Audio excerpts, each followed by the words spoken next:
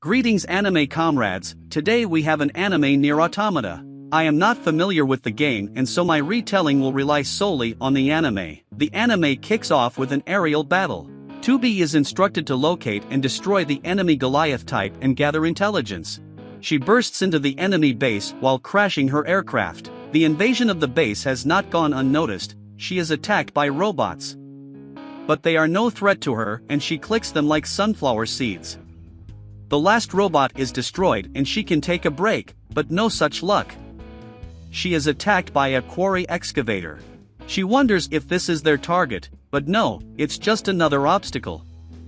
2B takes a stab at it, but it wasn't enough. But then backup arrives and destroys the excavator. The guy introduces himself as Nines. He says he's here on orders to provide her with combat support. They split up, with the boy observing from the air and 2B moving around on the ground. While searching for Goliath, she comes across strange robots that show no signs of aggression. But since it's unrelated to the mission, she doesn't focus on it and moves on. The scanners pick up the core, but Goliath is nowhere to be seen. Upon reaching the core, Goliath awakens. 2B takes the fight. In the heat of battle she would almost be taken in the ticks, but once again a guy saves her. He asks to provide the Goliath to him while it is non-functional and begins hacking into the system, but fails in time and gets hit. 2B wants to help him, but Nines tells her to go into battle and leave him.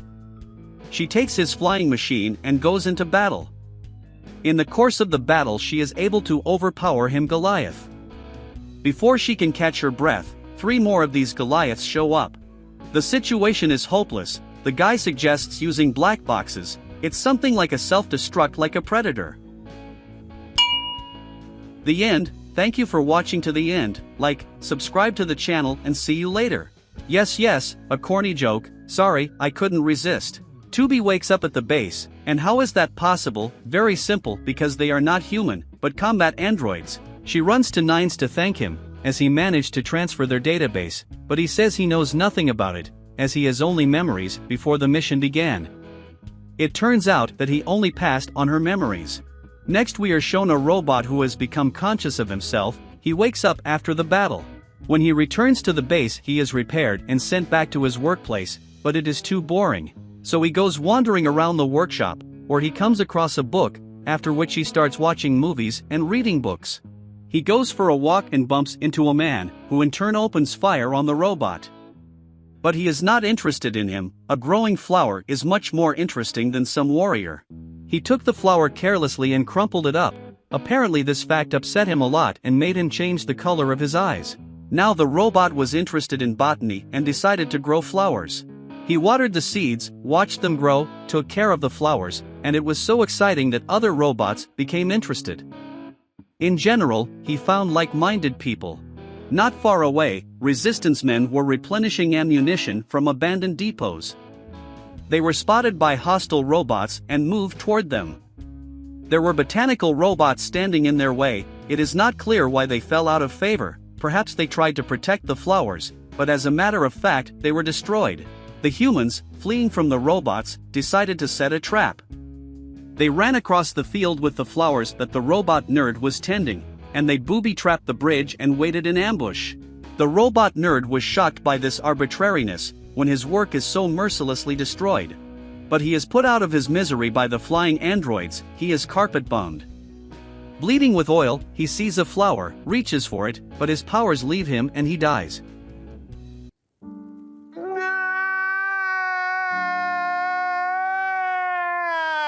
The androids say they were sent by the leadership to the call for help and will escort them to the militia base. When they reach the place, they began to get acquainted, but they were interrupted by a girl with a report. When she learned that they were androids she went crazy, asking for permission to take them apart at least a little bit. Her obsession with robots reminded of Hanji with the same obsession of studying titans. When she came to her senses, she remembered the report. There were aggressive robots in the desert on the outskirts of the ruins, but they had never seen such robots before, and something suspicious was going on there. The androids say they have a mission to scout the area and can help the militia at the same time. They leave for the desert. On the way the girl thanks them for their help, but the androids apologize and say that they are not here to help them, as they are attacked by robots. They behave very strangely, attacking and asking for help. While 2B is dealing with the little things, Nines is hacking the big robot. At first glance, everything is as usual, but a door appears. As he enters it, he sees the robot dancing. It notices him and starts to attack. After a precise blow, he is blown apart into atoms. After that, it was time for a breather. The girl says she realized that if they're not here for support, but only to investigate, it means that resistance is nothing more than a shield for them, but she won't say anything to the others because people need hope. Not all of the robots have been destroyed, but another one jumps out of the sand, but after seeing what has become of his fellows, runs away in fear. They are perplexed as to how a robot can be afraid. Going into town to explore, something began to jam communication. Going to the source, they stumbled upon the bodies of androids, and among them is even a symbiote of a robot and an android. Finally reaching the source of the signal, the ground fell from under their feet and the androids fell into a cave. And there, well, how do you say, an orgy of robots passes. And then they are spotted by the same robot that was scared earlier and causes a panic. The robots gather in a pile and then a robot or an android falls from there. As he evolved in front of my eyes, it was necessary to quickly eliminate it, piercing it with swords. It falls down dead, but it climbed out of him the same. In the course of the altercation began to collapse the cave. To eliminate it was not possible. The androids are resting on the roof, and 2B sees for the first time supplies from Earth being sent to the bunker. She wonders why aliens or robots don't attack the moon or the bunker. After all, they are from outer space. But the pondering is interrupted by a new assignment. They need to check the cluster of non-aggressive robots. The scout who was sent before them is missing. Once there, they see robots settling in an amusement park. They parade around and are not aggressive. One of them invites them to the theater, which is exactly where they want to go. In the theater, the robots are acting out a play, but they are short-circuited and the boss appears on stage. He has many trumps in his arsenal, such as dome, balls. Nines decides to conduct a hack. Finding himself in the robot's mind, he is bewildered, trying to make his way from location to location and eventually becoming captured by the robot. 2B realizes that something is wrong and follows him into the robot's consciousness. She manages to help Nines at the last moment. Eventually they escape from the captivity of the robot's consciousness. And in the real world, they finish him off. Behind them they notice a robot. He is frightened and calls for his mother. The robot mother, covering her child, kneels down and begs for mercy. She says she has come to see the show. Please don't kill, at least spare the child, and Nines eliminates them without any pity. Except they were sitting there watching a show, holding hands, and now they're dead. That's it, I'm rooting for Skynet now. Okay, let's move on to the plot. The androids are running an errand for the resistance. They've been asked to deliver fuel to a robot settlement with which they cooperate. They do two things at once, and help the resistance and study the strange behavior of non-aggressive robots. Upon entering the robot village, they are greeted with white flags, the androids on alert. The village foreman asks them to put away their weapons. They are not going to fight. The androids put away their weapons, and also say that they are on behalf of the resistance. At the headman's hut, they begin a dialogue with Pascal, and they notice that the robot communicates too well. The headman says that it is thanks to books that he learned to talk like that. Nines notes that with such a skill it is possible to gain trust. Pascal says he understands their distrust, for they have been at war for many long years, but now war is alien to everyone in the village. They can see this for themselves by talking to the robots in the village. Walking through the village, they see how life is bustling, robots imitating human life. While wandering around the village, they come across a descent and decide to check it out. They come down and find a robot's head embedded in a tree. They are found by Pascal and told that she has been there a long time and the villagers worship her. The village chief first saw her when she was still a combat robot. But something happened and she couldn't stand the war. It was unbearable to watch her comrades die.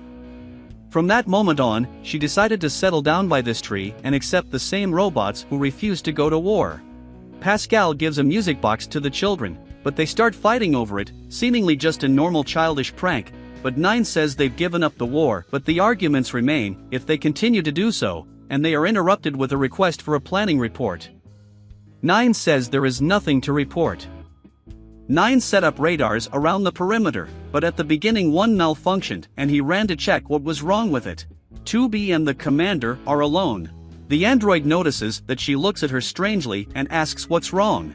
The commander says that a long time ago she encountered a similar android to her. The androids asked for help from the resistance squad to complete the mission. Since they were given an impossible mission for their squad, with their strength it is simply not possible to complete the task. Since they are fighting against the same enemy and completing the mission will benefit everyone, they agree.